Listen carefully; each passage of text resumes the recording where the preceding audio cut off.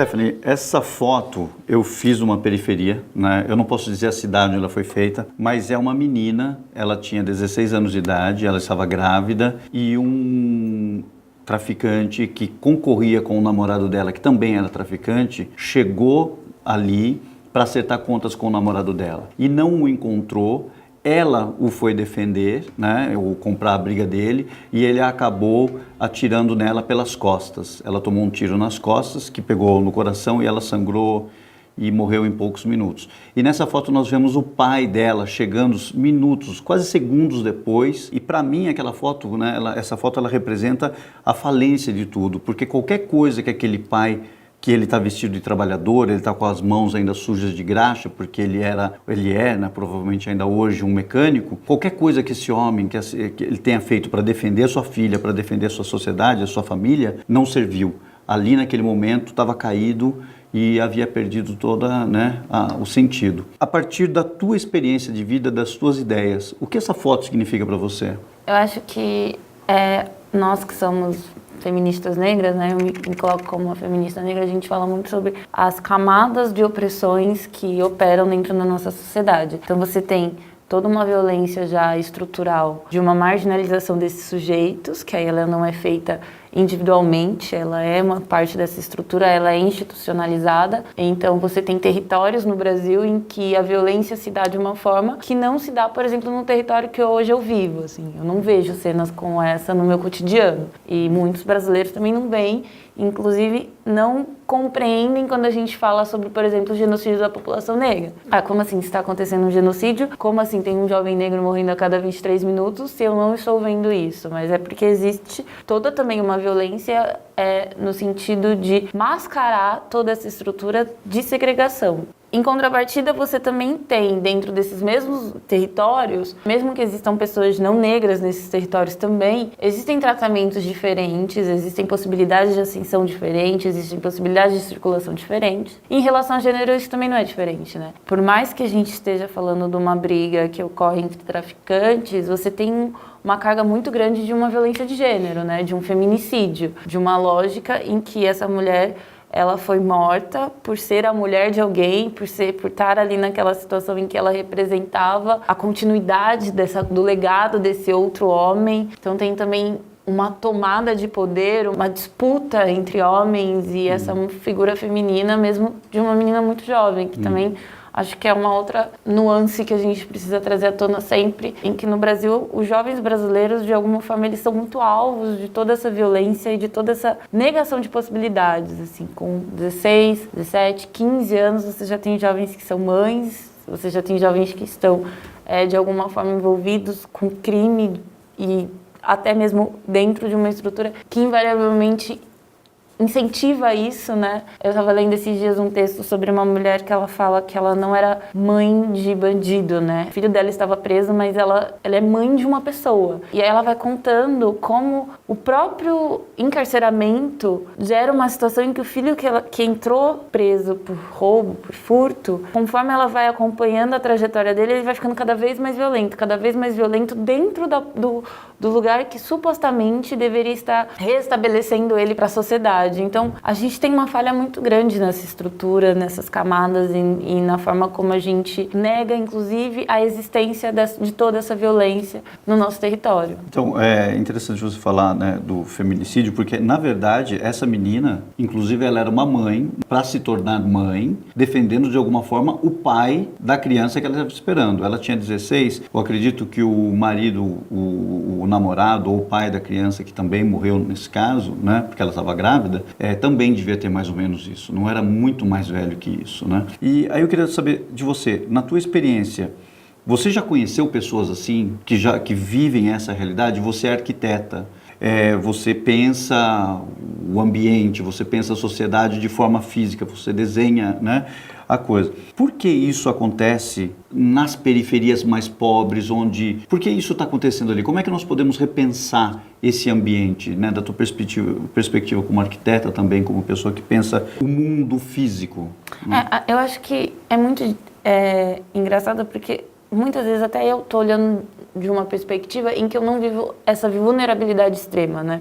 Eu nasci numa cidade no interior, Araraquara é uma cidade que até os índices de violência são extremamente baixos, se comparados com o que a gente vê, até se comparados com outros lugares do mundo, assim. Araraquara tinha um índice de desenvolvimento humano super alto em relação ao Brasil e até outros países. Então, nascer nessa estrutura me faz ter a possibilidade, por exemplo, de estudar arquitetura. Eu sempre falo sobre isso, mesmo que eu não tenha estudado em escolas particulares, mesmo que eu seja filha de uma mãe solteira, acho que estar naquele ambiente, ter uma família materna muito presente, ter possibilidades me torna menos vulnerável e me tornou menos vulnerável a ponto de eu poder fazer determinadas escolhas mínimas que depois me alçaram no lugar em que eu posso hoje fazer escolhas de que posso até ver como um determinado privilégio, assim, o que eu sempre discuto é que a vulnerabilidade que alguns sujeitos estão vivendo e estão inseridos faz com que eles naturalizem toda essa estrutura, né?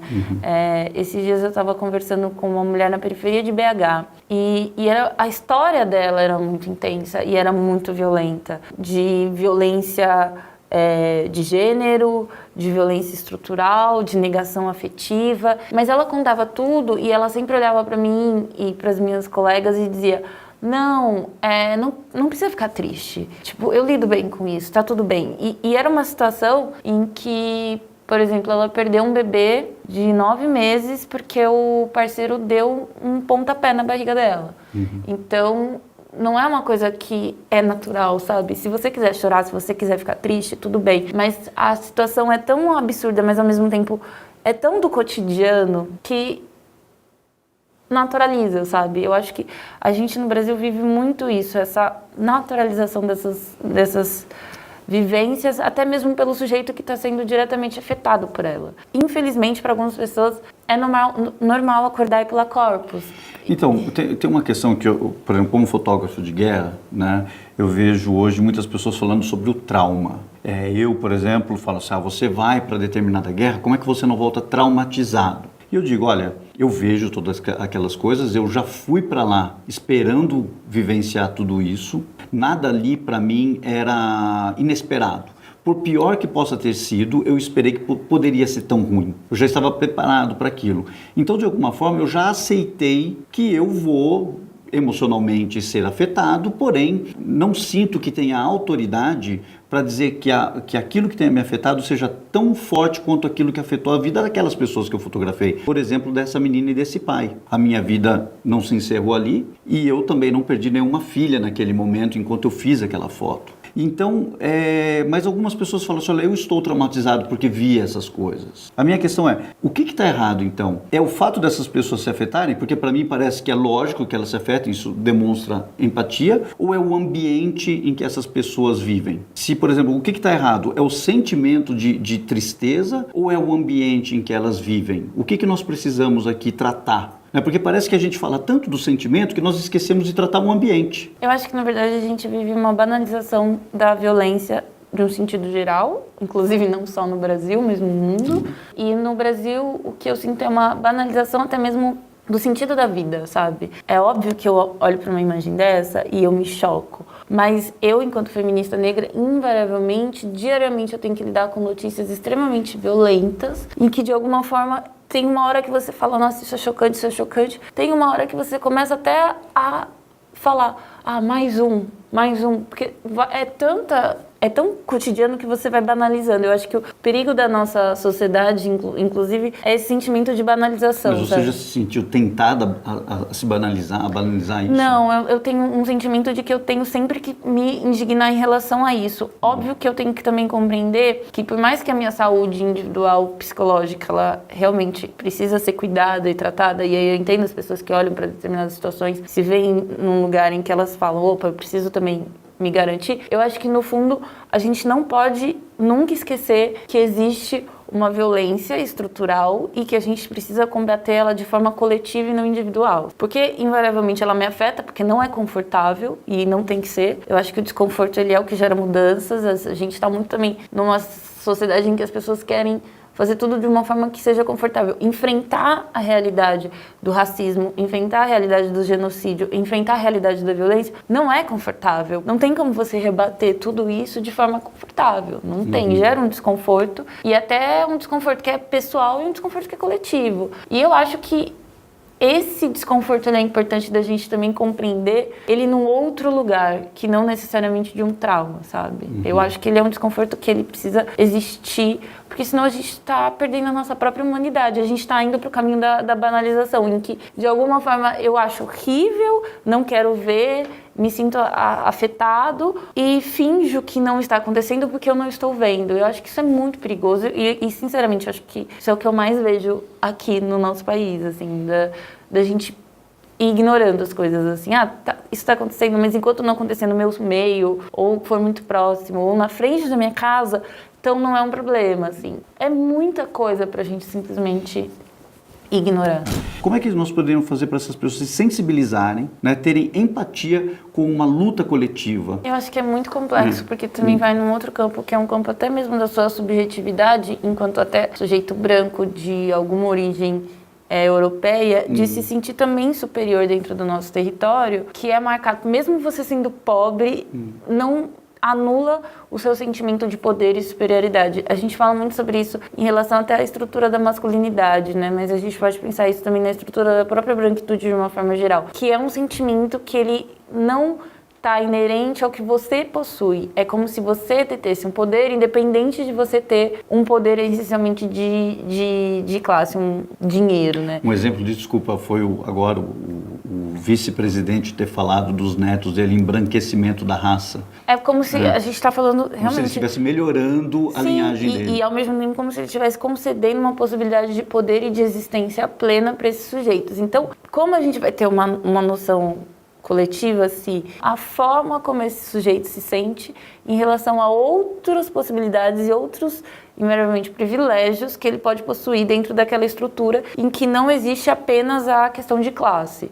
E aí eu acho que é essa a grande questão do Brasil. A gente não consegue transpor uma lógica de coletividade porque a gente também lida com esses pequenos poderes e esses pequenos sentimentos e essa sensação até de uma frustração, sabe? Eu acho que eu, invariavelmente, vejo mais isso no meu cotidiano depois que eu me saí do interior como uma mulher negra pobre que era de uma família de mulheres, criada por mulheres, de mãe solteira, e vou para um território, que é o território, por exemplo, da PUC, em que aí eu sou uma mulher negra, estudando na faculdade de arquitetura como todo mundo. Ok, eu era bolsista e tal, mas eu estava ali ocupando aquele mesmo território que algumas pessoas que de alguma forma são literalmente herdeiras, assim.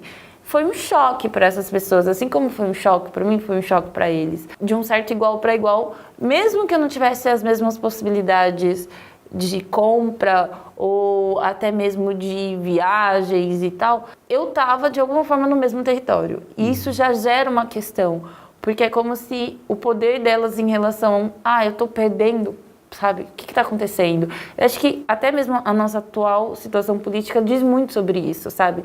Esse desconforto, e eu senti muito esse desconforto. Eu passei por situações na minha faculdade que pessoas negras chegam para mim e falam que é chocante, tipo, ter meu armário pichado pelos meus colegas de faculdade, receber mensagens extremamente violentas, anônimas, desde me chamar de macaca até me mandando voltar para a África.